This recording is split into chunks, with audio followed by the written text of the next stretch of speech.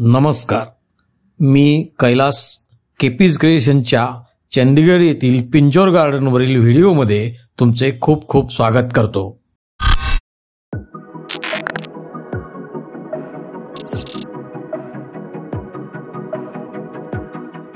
या बागेला यादविंद्र गार्डन म्हणूनही ओळखले जाते। ही ऐतिहासिक बाग चंदीगड पासून अवघ्या 20 किलोमीटर अंतरावर शिवालिक पर्वतरांगांच्या पायथ्याशी वसली आहे। 17व्या शतकात मुघल वास्तुशिल्पी फिदाई खान यांनी बांधलेल्या या गार्डनमध्ये मुघल शैली आणि शांत निसर्ग यांचा सुंदर मिलाप पाहायला मिळतो।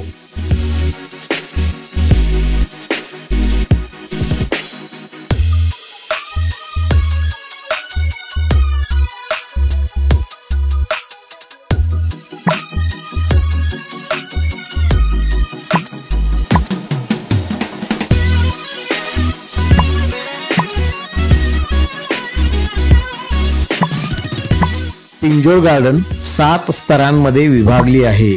यातून त्या काळातील मुघल स्थापत्यशैलीचे वैभव अधोरेखित होते। औरंगजेबाच्या काळात बांधलेली ही बाग नंतर पटियाळाच्या राजांनी पुनर्रचित केली। महाराजा यादविंद्र सिंग यांच्या सन्मानार्थ याला यादविंद्र गार्डन असे नाव देण्यात आले।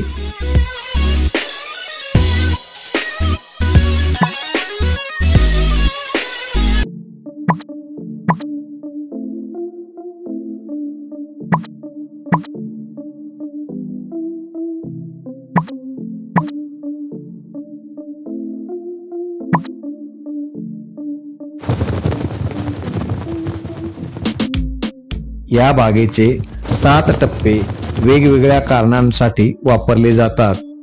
पहिल्या स्तरावर शीश महल नावाचे राजवाड्यासारखे बांधकाम आहे आणि त्याच्याजवळच वाऱ्याचा आल्हाददायक अनुभव देणारा हवा महल आहे।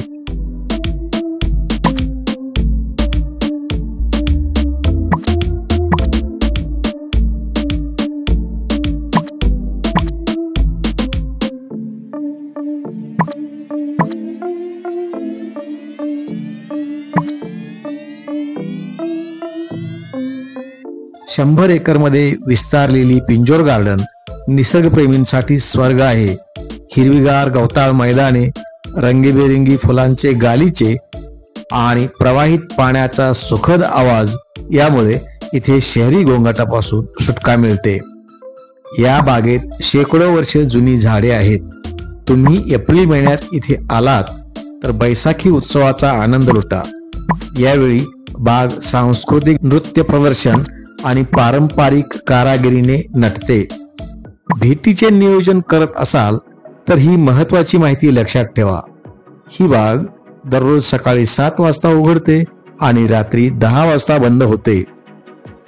प्रवेशासाठी नाममात्र शुल्क आहे।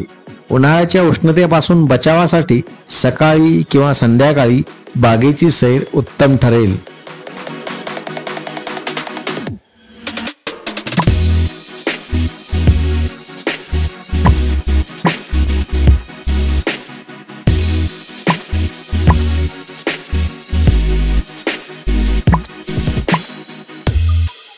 मुलांसाठी असलेली पिंजोर हेरिटेज ट्रेन आणि बागेतल्या छोट्या प्राणी संग्रहालयाला भेट द्यायला विसरू नका। खवय्यांसाठी इथल्या कॅफेटेरियामध्ये उत्तम उत्तर भारतीय पदार्थ मिळतात।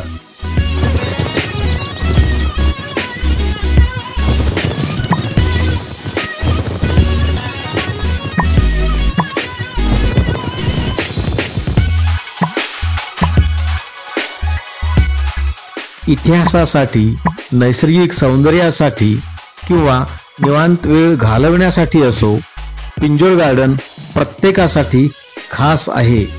सूर्यास्तानंतर बागेचे रूपांतर एका जादुई दृश्यात होते, कारंजे प्रकाशाने उजळतात आणि शांतता पसरते।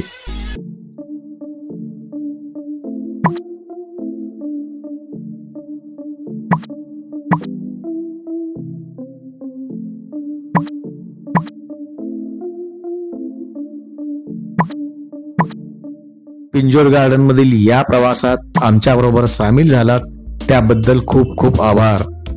जर तुम्हाला हा व्हिडिओ आवडला असेल तर लाईक करा, शेअर करा आणि चॅनल सबस्क्राईब करा. कमेंटमध्ये चंदीगडमधील तुमचे आवडते ठिकाण आम्हाला सांगा. धन्यवाद.